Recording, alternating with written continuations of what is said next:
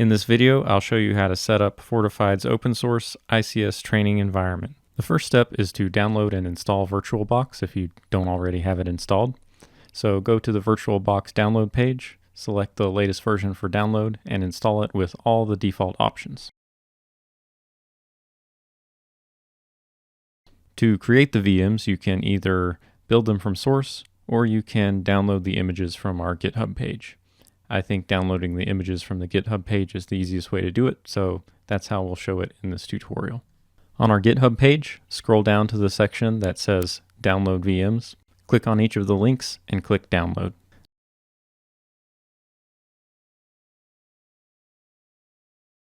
Now we need to create two network adapters. So go to Tools in the top left of VirtualBox, and then click on Create. This will create a new host-only adapter. Change its IP address to 192.168.95.111, and then keep the net mask 255.255.255.0. Repeat this process to create a second host-only adapter, but this time give it the IP address 192.168.90.111. Lastly, click the checkboxes to enable DHCP server for both the adapters.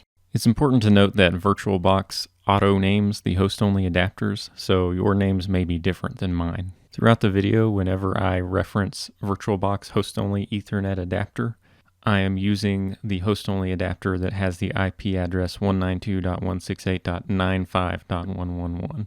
So you should use whichever adapter of yours has that IP address, regardless of name. And the same goes for VirtualBox host-only Ethernet adapter number 2.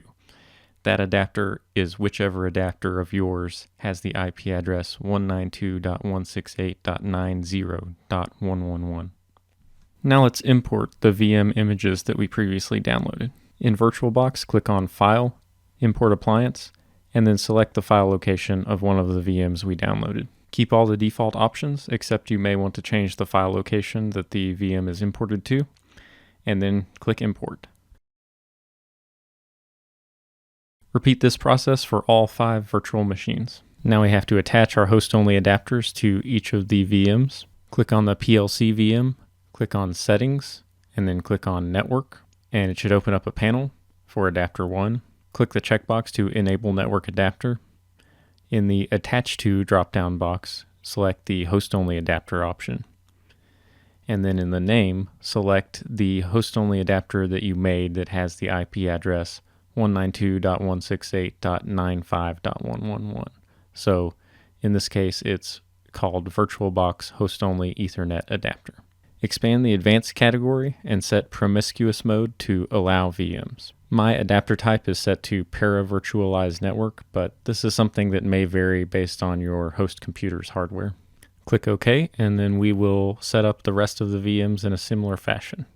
Open the network options for the SCADA BR VM, and set up everything the same as the PLC VM, except we want the name of the host-only adapter to be the name of the adapter that has the IP address 192.168.90.111. So in this case, it's VirtualBox host-only Ethernet adapter number 2.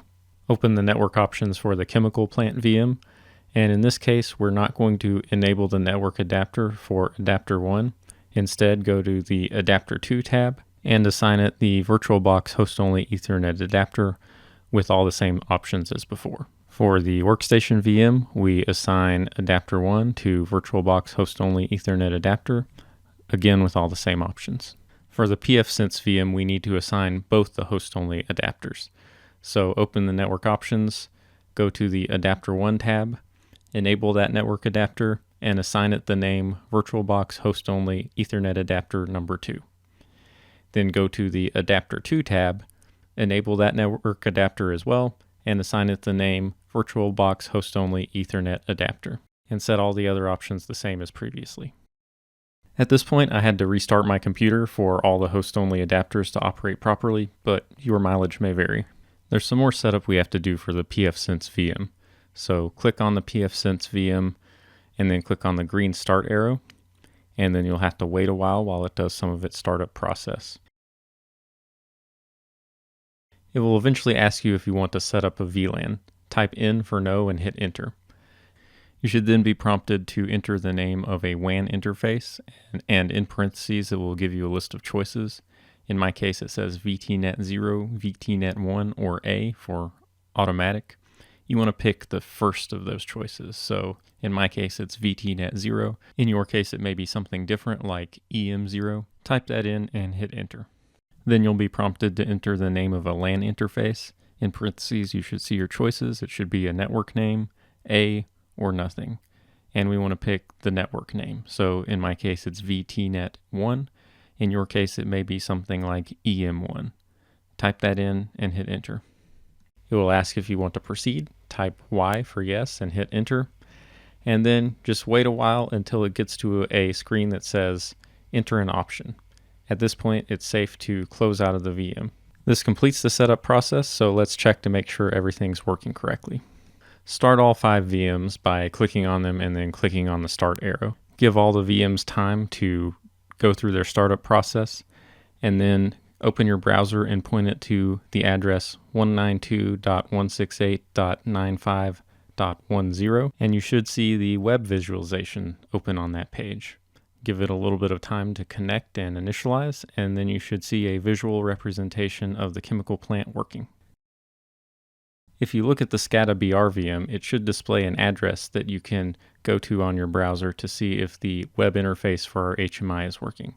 So go to that address, and when prompted for a username and password, put admin for the username and admin for the password. And you should see what looks like an HMI with numerical values that change occasionally. If beside those numerical values you see a small triangle with an exclamation mark inside of it, that means something went wrong with the setup and the HMI is not able to connect to the PLC. Lastly, let's make sure that the workstation VM is properly networked. So in the workstation VM, open a terminal and ping 192.168.95.2, and the ping should be successful. If all that is successful, then you have correctly set up your environment. If some part of this doesn't work, most likely it is something to do with the networking, so go back and make sure that all of the settings in the host-only adapters are the same as mine, and that all of the VMs are connected to the correct host-only adapters.